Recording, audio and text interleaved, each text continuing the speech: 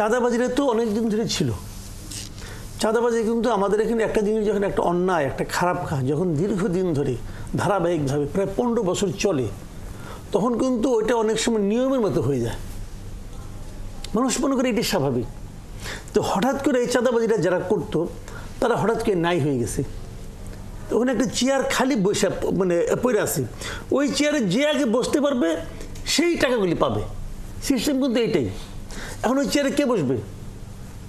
ধরা যাক সবচেয়ে পাওয়ারফুল হলো বৈষম্যবিরোধী ছাত্র আন্দোলন, তারা সবচেয়ে পাওয়ারফুল। তো তারা ওখানে বসলে আর কেউ বসে না, এরকম হতে পারে।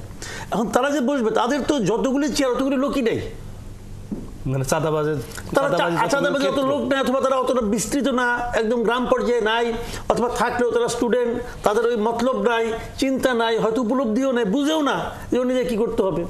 কাজেই তারা ওখানে খুব একটা যায় নাই। গেছে কারা?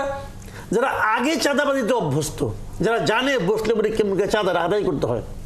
আপনি যে চেয়ারে বসে আছেন, আপনার পাওয়ারফুল চেয়ার, এই চেয়ারে হয়তো 20 জন লোক বসছে এর আগে।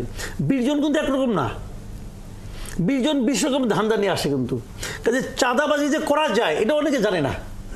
জানতো করা বিএনপিরে জানতো। আর আওয়ামী লীগ বাংলাদেশে স্বাধীনতার পর থেকে ধরেই কিছু সময় জাতীয় পার্টি, আর বাদ বাকি সময় কিন্তু আওয়ামী লীগ আর বিএনপি এরাই উল্টাপাল্টা করে চাঁদাবাজি এটা করছে। তো যখন আওয়ামী লীগ চলে গেছে তখন এখানে কে বসবে? বিএনপিরাই বসছে, একদম বিএনপিতে বসছে। আর ইন্টেনশনালি আমার জানা মতে বিভিন্ন জায়গায় জামাতের বসার সুযোগ থাকলেও তারা বসে নাই। কারণ জামাত একটা আদর্শ ভিত্তিক রাজনীতি করে। জামাতের আমির যদি বলে এই কাজটা করা যাবে, তাহলে জামাতের লোকরা করবে। আর আমির যদি এটা করা যাবে না, জামাতের লোক করবে না। আর ভাই, তাদের এই আদর্শ ভিত্তিক, তারা তো স্টেপ বাই স্টেপ উপরে ওঠে, কিন্তু হুটহাট ওঠে নেই। কিন্তু যে কারণে খারাপ মন্দ অন্য হিসাব, ওই আলোচনায় আমি যাচ্ছি না। কিন্তু তারা এটা মানে, অর্ডারটা মানে। তারেক রহমান বলতেছে তোমরা চাঁদাবাজি করো না, বলতেছে চাঁদাবাজি করলে বহিষ্কার করব।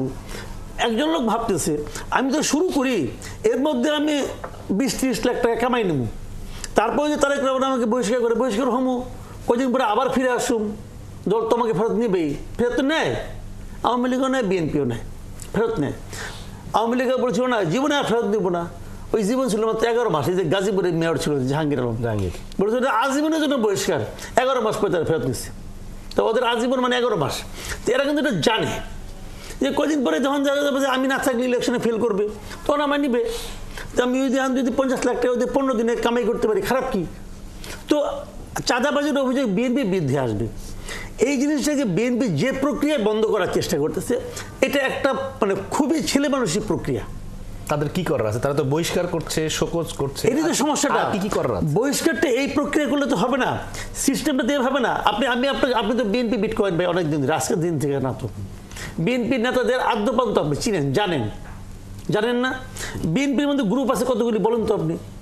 অনেক গ্রুপ। তাহলে এখন কি হয়, একদল বলে দেয় এই যে এই লোক কিন্তু খারাপ, আবার আরেক দল বলে না থামা, এটা খারাপ না, ঠিক আছে, ও খারাপ। একটা এক্সাম্পল দিয়ে বলি, সিম্পল একটা এক্সাম্পল। মাসুদ আহমেদ তালুকদারকে একজন কালকে বসে করছেন, কি করছিল?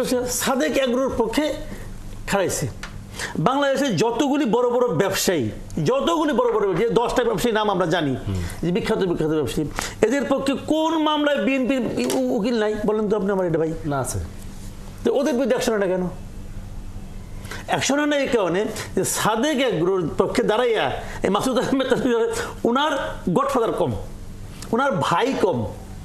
এখন কিন্তু খালি বিএনপি করলে হয় না, তুমি বিএনপি করো, হ্যাঁ তুমি কোন ভাইয়ের রাজনীতি করো? মানে কোন ভাই? মির্জা আব্বাস ভাই নাকি অমুক ভাই নাকি তমুক ভাই? এটা ভাইয়ের রাজনীতি। এই ভাইয়ের রাজনীতি করতে যখন দল পুরনো হয়ে যায় তখন এটা হয়। যখন এই ভাইয়ের রাজনীতি হয়, এই ভাইরাই কিন্তু এই কাজটাকে করতে দিচ্ছে না। কালকে তারেক রহমান যদি বলে, সিম্পল একটা উদাহরণ দিয়ে বলি আপনাকে, কালকে তারেক রহমান ডিক্লেয়ার করুক যে যত এলাকার থেকে আমার লোকজন, বিএনপি লোকজন চাঁদাবাজি করে, যত জায়গায় করে, তোমরা উইথ ডকুমেন্ট, উনি একটা ওনার ইমেল অ্যাড্রেস দিয়ে দেন, এটা আমার ইমেল অ্যাড্রেস, তোমরা এখানে ইমেল করো, তোমার কাছে যার ডকুমেন্ট আছে ডকুমেন্টটুক সহ তোমার কি অভিযোগ এটা সহ তুমি আমাকে ডাইরেক্ট ইমেল করো। উনি ইমেল করে উনি এখানে একটা টিম বানাই দিবে, 10 জনের একটা টিম, ভাই তোমরা এটা জাজ করো।